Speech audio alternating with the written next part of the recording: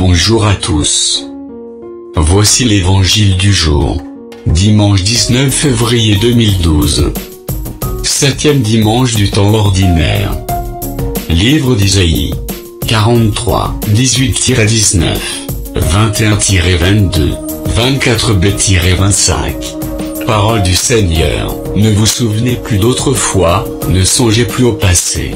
Voici que je fais un monde nouveau, il germe déjà, ne le voyez-vous pas? Oui, je vais faire passer une route dans le désert, des fleuves dans les lieux arides. Ce peuple que j'ai formé pour moi, redira ma louange. Toi, Jacob, tu ne m'avais pas appelé, tu ne t'étais pas fatigué pour moi, Israël. Tu n'avais pas fait de dépenses, pour m'offrir des aromates, tu ne m'avais pas comblé de sacrifices succulents. Au contraire, par tes péchés tu m'as traité comme un esclave, par tes fautes tu m'as fatigué. Mais moi, oui, moi, je pardonne tes révoltes, à cause de moi-même, et je ne veux plus me souvenir de tes péchés.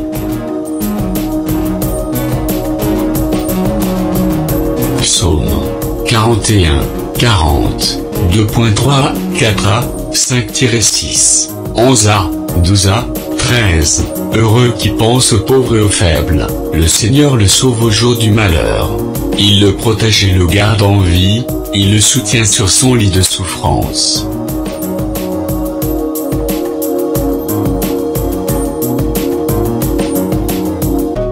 J'avais dit, pitié pour moi, Seigneur, guéris-moi, car j'ai péché contre toi.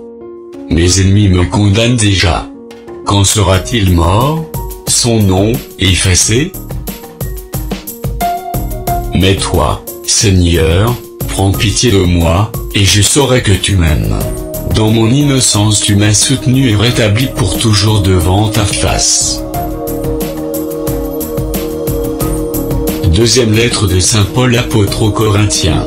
1, 18-22. Frères, j'en prends témoin le Dieu fidèle. Le langage que nous vous parlons n'est pas à la fois, oui, et non. Le Fils de Dieu, le Christ Jésus, que nous avons annoncé parmi vous, Sylvain, Timothée et moi, n'a pas été à la fois, oui, et non. Il n'a jamais été que, oui. Et toutes les promesses de Dieu ont trouvé leur, oui, dans sa personne. Aussi est-ce par le Christ que nous disons, Amen, notre, oui, pour la gloire de Dieu. Celui qui nous rend solides, pour le Christ dans nos relations avec vous, celui qui nous a consacrés, c'est Dieu, il a mis sa marque sur nous, et il nous a fait une première avance sur ses dons, l'Esprit qui habite nos cœurs. Évangile de Jésus-Christ selon saint Marc. 2,1-12. Jésus était de retour à Capharnaüm, et la nouvelle se répandit qu'il était à la maison. Tant de monde s'y rassembla qu'il n'y avait plus de place, même devant la porte. Il leur annonçait la parole. Arrivent des gens qui lui amènent un paralysé, porté par 4 hommes. Comme ils ne peuvent l'approcher à cause de la foule, ils découvrent le toit au-dessus de lui, font une ouverture, et descendent le brancard, sur lequel est accouché le paralysé. Voyant leur foi, Jésus dit au paralysé, « Mon fils, tes péchés sont pardonnés. » Or, il y avait dans l'assistance quelques scribes, qui raisonnaient en eux-mêmes. Pourquoi cet homme parle-t-il ainsi? Il blasphème. Qui donc peut pardonner les péchés, sinon Dieu seul? Saisissant aussitôt dans son esprit, les raisonnements qu'il faisait, Jésus leur dit, « Pourquoi tenir de tels raisonnements? Qu'est-ce qui est le plus facile? De dire au paralysé, tes péchés sont pardonnés, ou bien de dire, lève-toi, prends ton brancard et marche? Eh bien, pour que vous sachiez que le Fils de l'homme a le pouvoir de pardonner les péchés sur la terre, je te l'ordonne, dit-il au paralysé, lève-toi, prends ton brancard et rentre chez toi. L'homme se leva, prit aussitôt son brancard, et sortit devant tout le monde. Tous étaient stupéfaits et rendaient gloire à Dieu, en disant, nous n'avons jamais rien vu de pareil. Septième dimanche du temps ordinaire. Commentaire du jour. Saint Pierre Chrysologue, évêque de Ravenne, docteur de l'Église. Qui peut pardonner les péchés, sinon Dieu seul? Mon enfant, tes péchés sont remis. Par ces mots, le Christ voulait être reconnu comme Dieu, alors qu'il se cachait encore aux yeux humains, sous l'aspect d'un homme.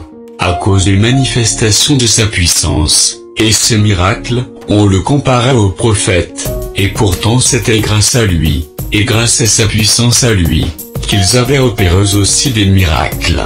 Accorder le pardon des péchés, n'est pas au pouvoir de l'homme, c'est la marque propre de Dieu.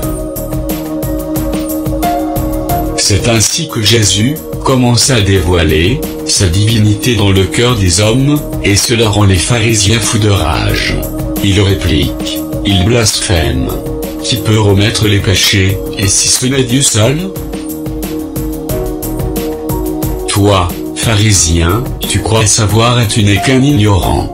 Tu crois célébrer ton Dieu, et tu ne le reconnais pas. Tu crois porter témoignage, et tu portes des coups.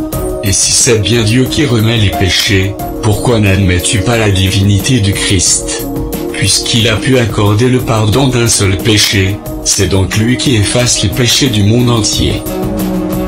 Voici l'agneau de Dieu, voici celui qui enlève le péché du monde. Jean 29. Pour que tu puisses comprendre sa divinité, écoute-le, car il a pénétré le fond de ton être. Regarde-le, il est parvenu jusqu'aux profondeurs de tes pensées. Comprends celui qui manie les intentions secrètes de ton cœur. Bon dimanche à tous. Que Dieu vous protège, au nom merveilleux de Yeshua, son Fils bien-aimé. Amen.